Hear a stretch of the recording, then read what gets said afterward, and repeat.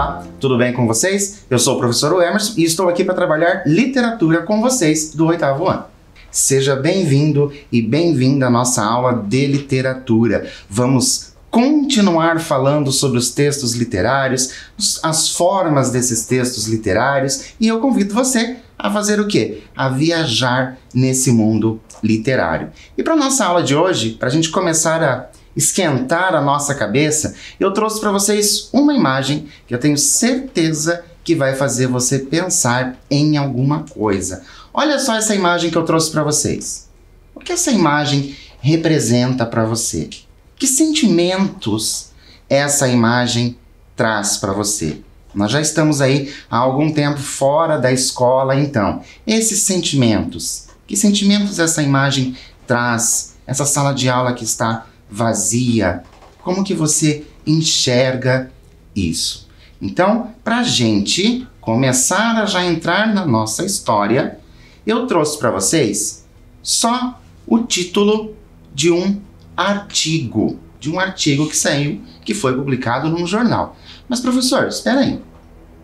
Você falou que a nossa aula era de literatura.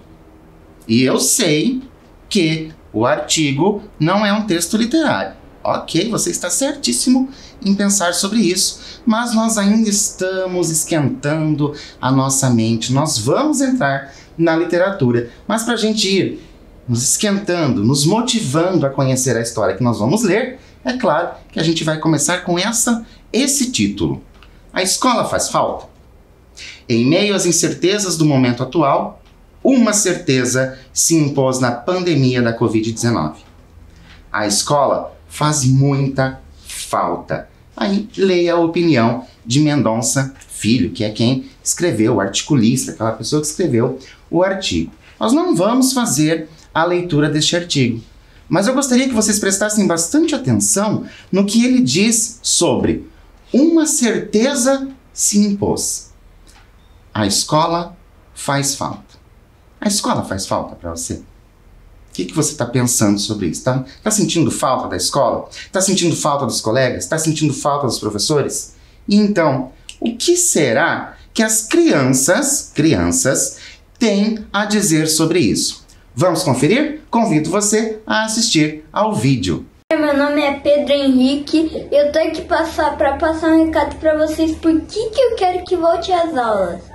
É porque eu tô com muita saudade da escola, dos meus amigos, tipo João, Cauã, o Arthur e as professoras da Prof. Carla, o professor Jean e a Prof. Rafa. Eu tô com muita saudade de todos e eu quero que vocês aí também se cuidem, utilizando sempre quando for sair a máscara, passando álcool em gel, respeitando em não sair de casa até quando mandarem. E sempre está obedecendo os cuidados aqui para ninguém mais morrer. Tchau! Então, o que vocês pensaram, acharam sobre esse vídeo do Pedro Henrique? Pedro Henrique mandou muito bem e ainda deixou um recado ali para nós no final do vídeo. E a gente já pode perceber que ele tem sim. Ele tem saudade da escola. Ele está achando que a escola está fazendo falta. Vamos ver mais um, só para a gente continuar falando sobre essa questão da falta da escola. Pessoal, tudo bem com vocês? Meu nome se chama Ana Clara. Eu já tenho 7 anos e eu tô no 2º ano da Prof. Carla. E eu tô com muita saudade dos meus amigos. Muita saudade das prof, do parquinho, da biblioteca, que a gente pegava livro pra gente ler. E eu já tô sabendo ler, hein, Prof. Carla.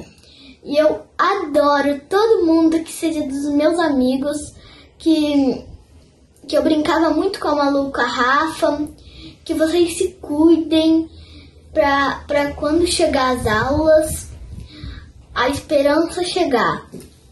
Um beijo!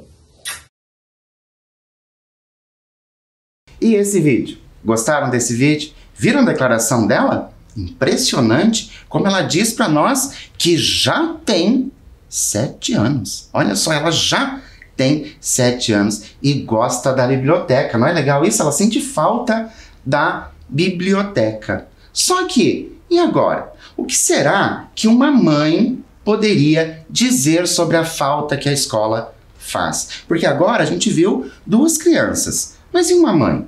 O que será que ela tem a dizer? Vamos ver uma declaração? Olá, meu nome é Silvana, sou mãe da Ana Luísa. Ela está matriculada no 1º ano da escola municipal e temos percebido em casa a ansiedade dela de poder estar na escola, de conhecer seus amigos, de conhecer sua professora.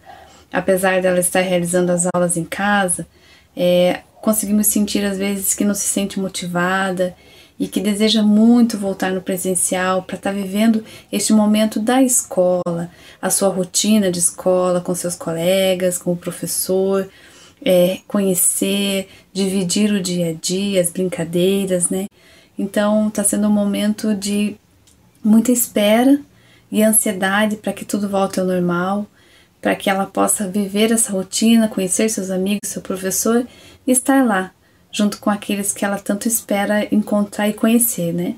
Viram que interessante? Que tanto de uma parte como da outra, as pessoas estão sentindo falta da escola, né? Então por que a gente começou a falar sobre essa questão da escola, sobre essa questão da falta da escola? Porque o texto que eu trouxe para vocês hoje é de um autor brasileiro bem contemporâneo, é um autor mais novo, ele se chama Antônio Prata, nasceu ali no ano de 1977. Então, ele está ali na base de seus 40 e poucos anos. Então, esse autor, ele é Antônio de Góes Vasconcelos Prata. É escritor, cronista e roteirista brasileiro.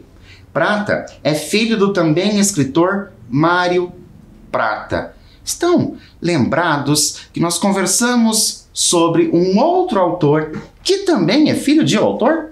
Olha só como os filhos acabam fazendo ali as mesmas profissões dos pais, principalmente aqui desses autores que a gente tem falado. Então, temos esse escritor que é o pai dele, o Mário Prata. Dentre suas obras publicadas, podemos encontrar coletâneas de crônicas e também obras infantis. Olha só que legal. Por isso que nós começamos lá com as crianças. Por quê? Porque esse autor, o Antônio Prata, ele escreve tanto coletâneas de crônicas e também escreve livros infantis. Trouxe para vocês conhecerem só dois, que é 30 e poucos, que são crônicas, e 30 e poucos nos lembra idade. Será que é uma reunião de crônicas sobre idade? E depois um livro infantil para vocês conhecerem, que é Jacaré Não. Esses são alguns exemplos somente da quantidade de escritos que tem o nosso autor de hoje, Antônio Prata. O texto que eu trouxe para vocês chama-se Saturno versus Mercúrio. E ele está aqui, nessa coletânea de crônicas. Então é mais uma coletânea de crônicas, o 30 e poucos, e agora essa coletânea de crônicas chamada No Debotas. Nesta coletânea, o que o autor faz? Ele vai rememorar, ele vai lembrar de histórias da infância.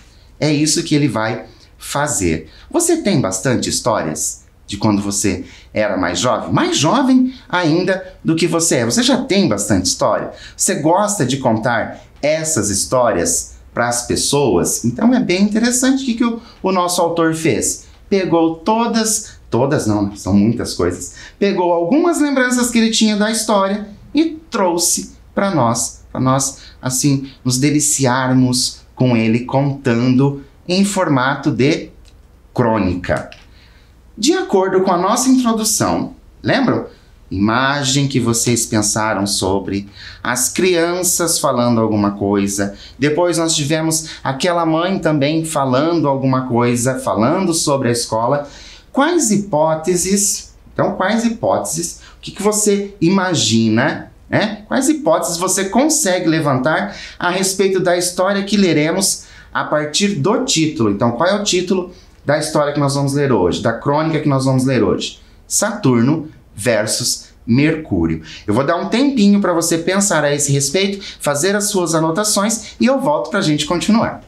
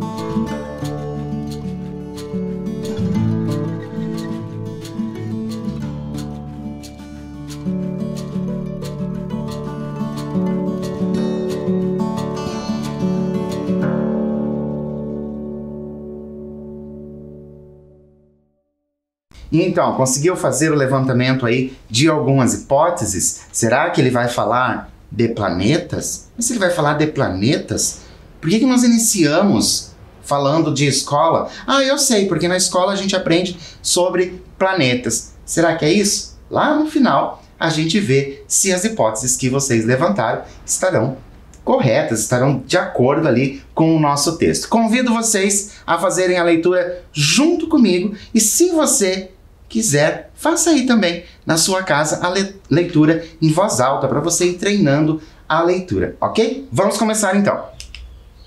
O quarto escuro, o casulo de cobertas, a planta do pé deslizando pelos lençóis, semiconsciência e nenhuma demanda. Perfeição quase uterina. Então, vinha um adulto abrir a janela, dizendo: "Olha só, Antônio, que dia lindo! Tá na hora de acordar." Como se palavras doces pudessem edulcorar o fato de estarem me expulsando do Éden horizontal e me jogando no purgatório vertical. Olha só que interessante essa colocação, essas palavras que o nosso autor... Então a gente já vai conhecendo o nosso autor pelas palavras que ele utiliza. E olha que interessante o que ele diz. Me expulsando do Éden horizontal. Para ele, né, para esse personagem, o que seria esse Éden horizontal? Pense que nós começamos o texto falando de cobertas. Vinha alguém e dizia que estava o dia lindo. Éden horizontal, a gente vai entender como a cama. Não é uma forma bonita de descrever ali o local onde ele estava? Continuando. Onde a vontade de comer brigadeiro seria solapada pela obrigação de provar espinafre. Meu espaço no tanque de areia teria que ser disputado no corpo a corpo com as outras crianças, algumas violentas até, que não se furtariam a morder e beliscar para garantir as partes que lhes cabiam naquele minifúndio. As professoras ficariam perguntando: quantas perninhas tem o E? Quantas corcovas tem o M? E a única corcova que importava, a minha, teria que ser levada de lá para cá, por frágeis perninhas, duas apenas, sob a incessante gravidade de 9,8 metros por segundo quadrado. trouxe para vocês, para a gente ampliar um pouco o nosso conhecimento, algumas gravidades de alguns planetas. Porque o 9,8 metros por segundo quadrado é a gravidade aqui do planeta Terra. Mas e os outros planetas? Como que funciona? O Mercúrio, 3,7 metros por segundo ao quadrado, a Terra 9,8, Saturno 10,44 e Júpiter 24,79. Não sei se vocês se lembram, mas a gravidade que vai dar os nossos movimentos. Quanto menor a gravidade, mais nós vamos nos sentindo leves e vamos pulando, igual aquelas imagens que nós vemos nos filmes. E quanto maior a gravidade, mais difícil vai ficando a caminhada. Então, podemos dar um exemplo ali que em Júpiter, que tem a maior ali, você estaria se sentindo como se você estivesse caminhando na água com alguns pesos nos pés. Não é bacana isso, a gente saber essa questão da gravidade? E olha como o nosso autor trouxe isso muito simples no texto dele. E continuando, então. Diante desses e de todos os outros inconvenientes da vigília, não demorou para que eu descobrisse uma maneira de adiar o mundo. Um salvo-conduto para permanecer boiando na irrealidade amniótica de minhas cobertas. Agora eu te convido a pensar. O autor usou duas palavras interessantes. Uterina, lá no início do texto, e agora amniótica. Por que você acha que o autor escolheu essas palavras? O que será que essas palavras têm ali com relação ao texto? Vou dar um tempinho para você pensar. Se você achar necessário, pesquise o significado dessas palavras, tente colocá-las dentro do contexto deste texto que nós estamos lendo e eu volto para a gente continuar.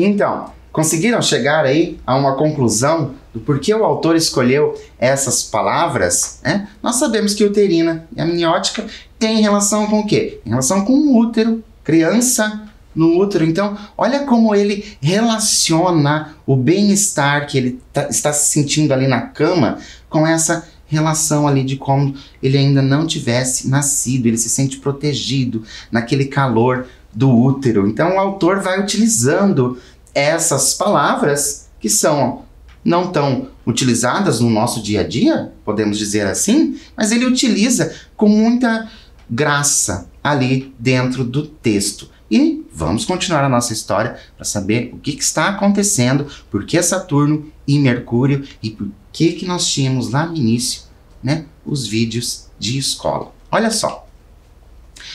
Toda manhã, a voz adulta e ao primeiro raio de sol a entrar pela janela, me virava de um lado para o outro na cama. Não estava fugindo da luz, mas testando o corpo, na esperança de encontrar, misturada às brumas do sono, uma pontinha de febre. Um começo de gripe, qualquer mal-estar que me permitisse pronunciar com um langor calculado e aflito. Ai, tô me sentindo mal. Antes de me proclamar incapacitado para as exigências do dia, no entanto, fazia-se necessário conferir se havia algum sintoma verdadeiro ou se eram só fumos da sonolência a amolecer os músculos e o entusiasmo, pois o que saísse da boca teria que ser provado pelas axilas, sob o crivo imparcial do termômetro. Olha que bonito isso que o autor nos diz. E agora nós vamos pensar juntos. O autor diz a seguinte coisa: o que saísse da boca teria que ser provado pelas axilas sob o crivo imparcial do termômetro. Como podemos compreender essa afirmação? Então, o autor diz que aquilo que sai da boca vai ter que ser provado. Não provado provado com provas. Tá? Vai ter que ser provado de alguma forma pelas axilas e sob o crivo imparcial do termômetro. Como que nós podemos compreender essa afirmação do autor? Vou dar um tempinho para você escrever aí, fazer as suas anotações e eu volto para a gente continuar.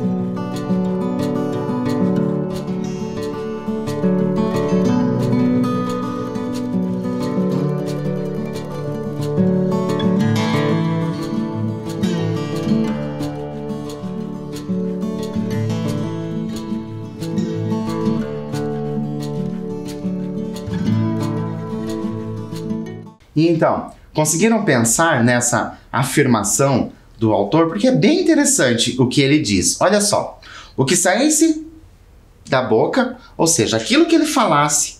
Lembra que ele falou que queria ter a febre, ficava buscando ali um sintoma de gripe? Então é isso que sairia pela boca dele. Mas teria que ser o quê? Teria que ser provado. E ia provar como? Pelas axilas. Interessante que hoje, principalmente nesses dias mais atuais, nós temos visto aí muitos termômetros, muitas formas de se medir a febre de alguém. Mas, há muito tempo, por ali na infância desse nosso autor, era o hábito de você colocar o termômetro onde? Embaixo das axilas. Você colocava o termômetro. Por isso que ele diz que teria que fazer o quê? Provar por meio das axilas. E teria que passar pelo crivo do termômetro. Então, ele deveria provar que estava doente. Quantas manhãs não fiquei ali deitado, grunhindo, fazendo cara de farrapo humano para acabar ouvindo as 5 palavras mais frustrantes da infância. 36,5. E agora?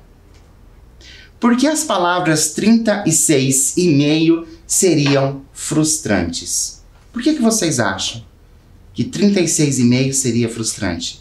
Relembre um pouco da história.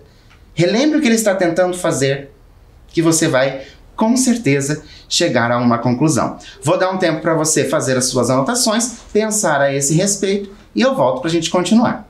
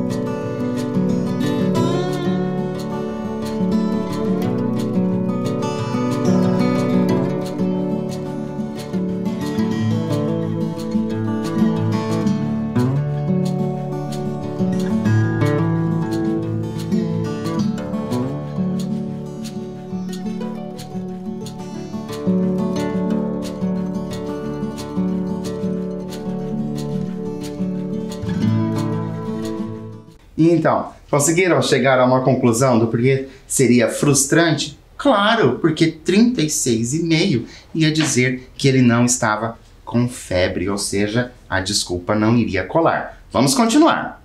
Após algumas tentativas malogradas, aprendi que havia enfermidades mais fraudáveis que outras e passei a optar por aquelas que não podiam ser delatadas pelo inclemente mercúrio. Então, quais seriam, essas outras coisas que o mercúrio não iria delatar? E para a gente ampliar o conhecimento, o mercúrio é uma substância que se expande ao se aquecer, ou seja, ela passa a ocupar mais espaço. Então, conforme o mercúrio adquire a temperatura do nosso corpo, o líquido começa a subir pelo tubo e assim você fica sabendo quanto que tem de febre. Então, nós não estamos falando do planeta Mercúrio, ok?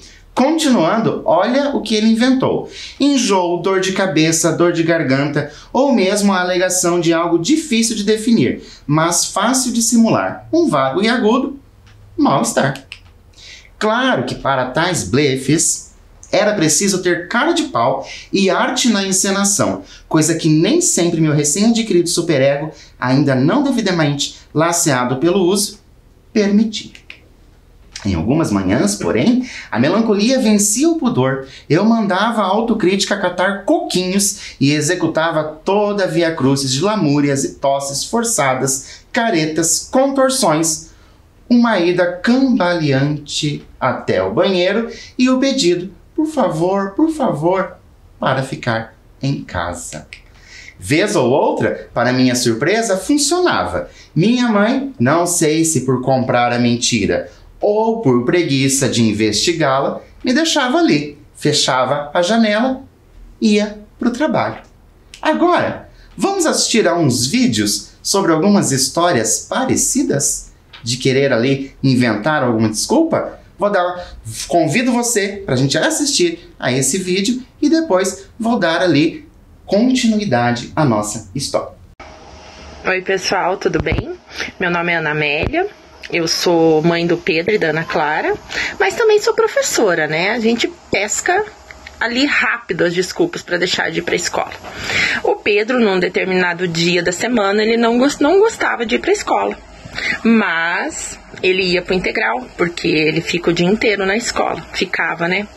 Ficava o dia inteiro na escola.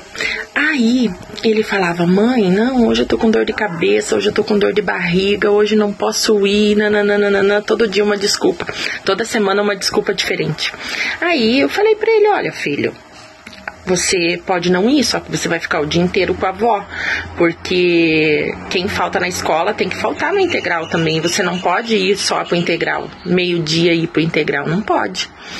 Então, daí ele ia, para não faltar no integral, né? Aí chegava a noite, ele falava: mãe, você tinha razão, a aula hoje foi muito interessante, eu não podia ter faltado mesmo, né? Essas desculpas que a gente acaba inventando para deixar de ir pra escola, porque tá cansado, porque tá isso, tá aquilo, né? Tá bom? Um beijo, tchau. Viram como tem histórias parecidas? Vamos ver outra? Oi, meu nome é Helena Bubulo Cardoso. Eu não gosto muito de estudar, mas eu participo das aulas. Eu nunca arrumei desculpa para não ir para a escola ou para não fazer aula online. Mas meus irmãos, sim. Meu irmão mais novo, ele é assim, ó, ele finge que não sabe entrar na aula. Ele não entra, não tem vontade de entrar nenhuma. Nós falamos: vai entrar na aula, Léo. Vai pra aula, Léo. Vai pra aula. Ele não vai. Não adianta nada pedir. Ele fica naquele jogo lá, ele fala: não tem pra pausar, não tem como pausar e tal. Daí quando ele desliga aquele computador, desliga o jogo, eu ligo a aula dele, porque ele não tem nenhuma vontade de ligar. Então eu ligo, né? Daí eu ligo e daí ele vai fazer aula. Quando eu termino de ligar, ele tá lá com a professora, ele inventa: eu tô com fome, eu vou comer. Vai lá na cozinha, come. Daí volta, fica olhando pro computador um pouco assim. Daí inventa: eu vou no banheiro. Vai no banheiro, volta. Daí fica mais um tempo, inventa outra desculpa e vai indo, tentando não fazer aula. Interessante esse relato dessa menina, por quê? Porque a Helena ela não gosta de estudar, mas ela observa ali o irmão que está tentando enrolar para não participar das aulas. E nós vamos ao nosso último vídeo dessas declarações de histórias parecidas. Oi, tudo bem? Eu sou a Michele, a mãe do Marcelinho, professora de português, e o Marcelinho vai contar uma história para vocês de um dia em que ele estava fazendo aula e inventou uma desculpa para não fazer essa aula para a professora. O que você contou para a professora, Marcelo? Eu fiz. Conta lá da aula online. Que daí? Lá da aula online que você fez, que você desligou o áudio, como você fez? Eu desliguei o áudio, então eu desliguei a câmera. Daí eu fui lá e peguei o celular da minha mãe e fiz assim, tá jogando. Isso, pegou o celular da mamãe dele, começou a jogar e mentiu pra professora que estava sem áudio e sem a câmera, que aí ele não conseguia, a professora não conseguia vê-lo, né? E também não conseguia escutar o que o Marcelinho estava dizendo, porque ele desligou e foi embaixo da mesa.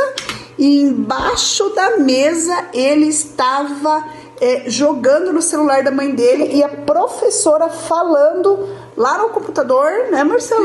E você mentiu para a professora. Então, viram esse último relato? Viram como nós temos histórias parecidas com essa do autor? E aí você, será que você já pensou em arrumar uma desculpa para não ir à aula? Será que isso já aconteceu com você ou com alguém próximo a você? Ou não somente uma desculpa para não ir à aula, uma desculpa para não fazer alguma coisa, seja essa coisa qual for. Mas afinal, e o nosso ali, a gente já descobriu que a mãe, de vez em quando, né? Nem sempre, mas de vez em quando acreditava ali nas histórias que ele inventava. Mas ok, ele não ia para a aula. E aí, professor? O que mais aconteceu? Vamos continuar a leitura? Então acompanhem comigo. Eu cobria a cabeça com um cobertor.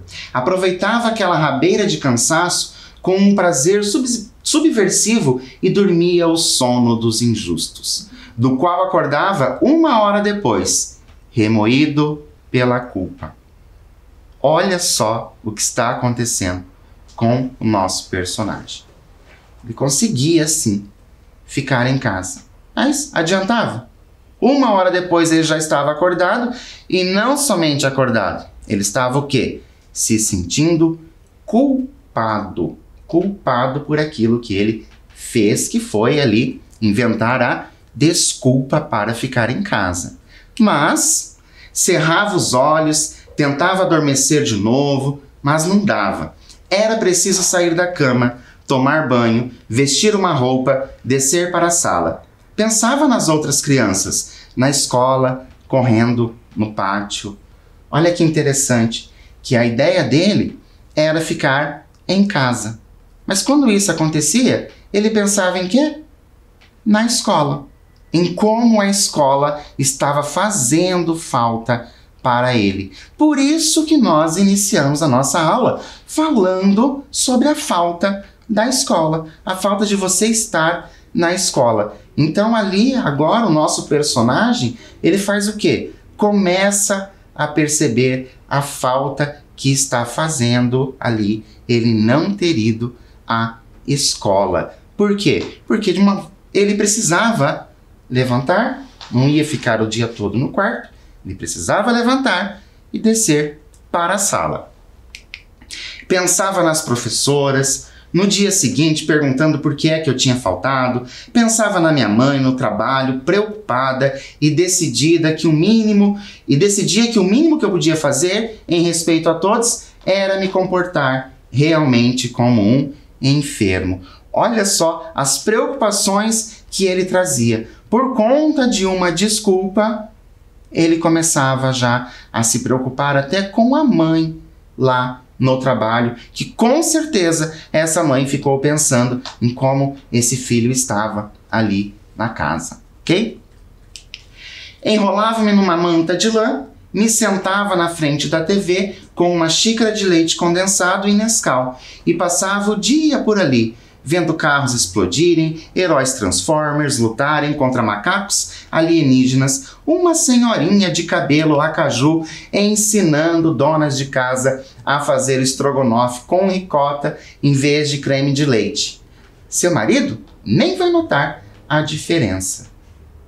Conseguem perceber como está ficando tedioso o fato de ficar em casa? Lembra que ele já começava a pensar em quem?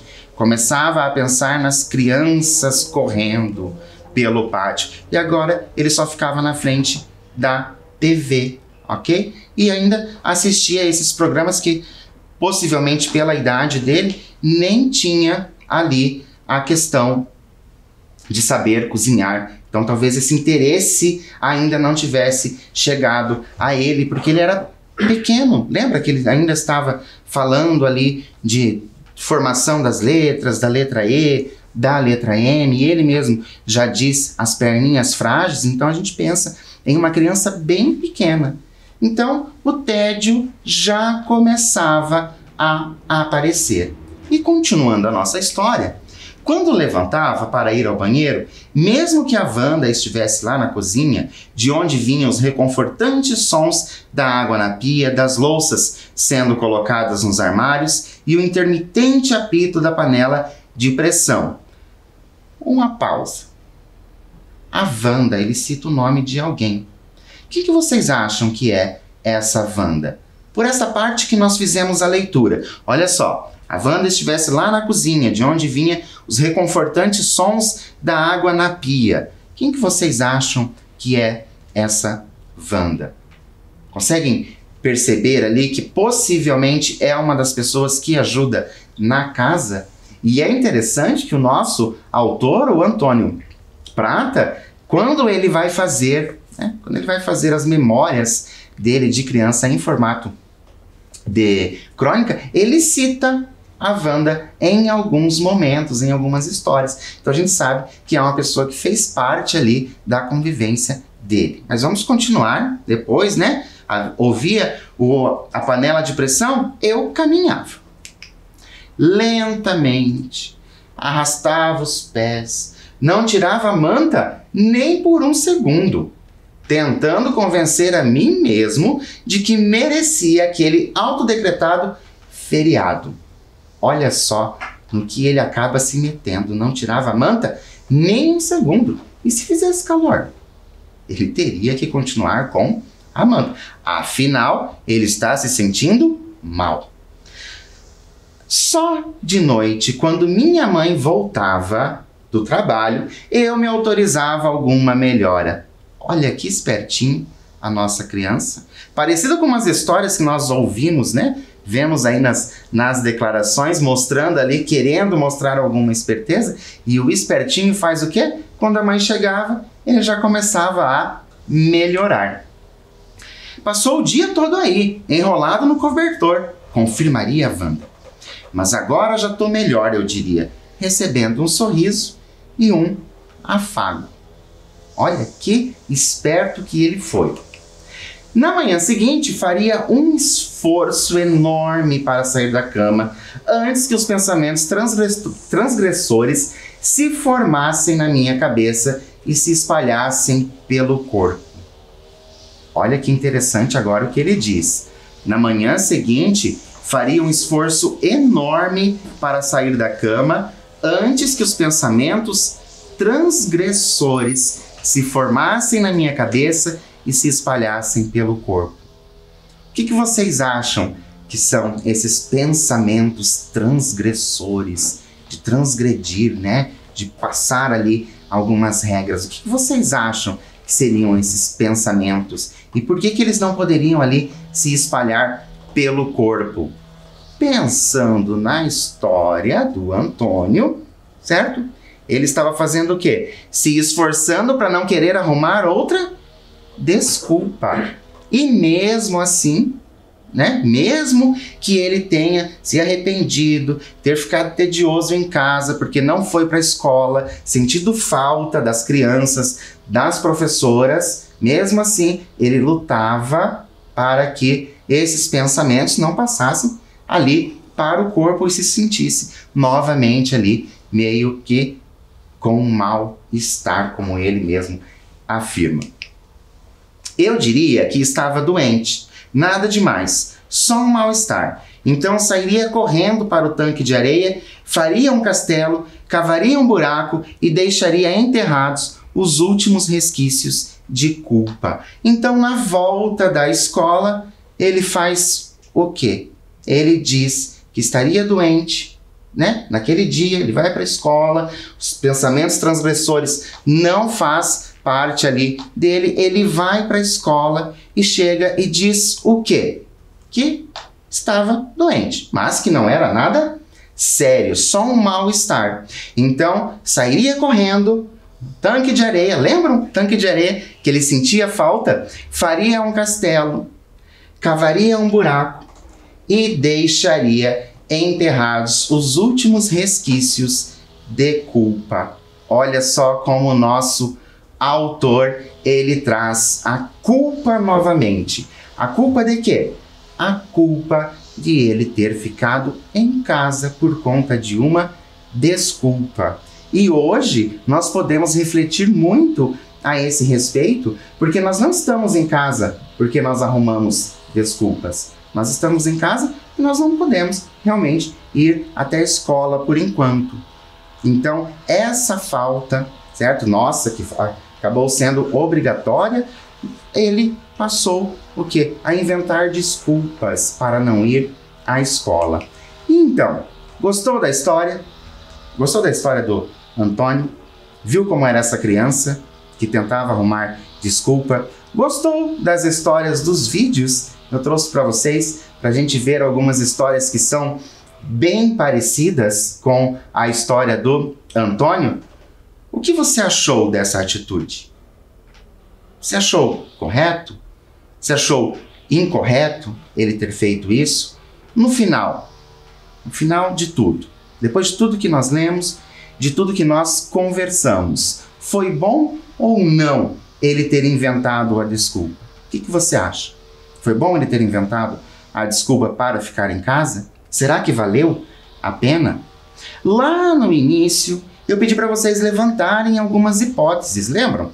Pedi para vocês levantarem algumas hipóteses a respeito do que o texto poderia trazer, tanto que ele traz, né, nomes ali, o Saturno, que vai nos levar ao nome de planeta, e depois o Mercúrio. E o Mercúrio, a gente acaba descobrindo que não se trata do Mercúrio planeta, mas sim o Mercúrio do termômetro, que era aquilo que ele precisava para comprovar que ele estava doente.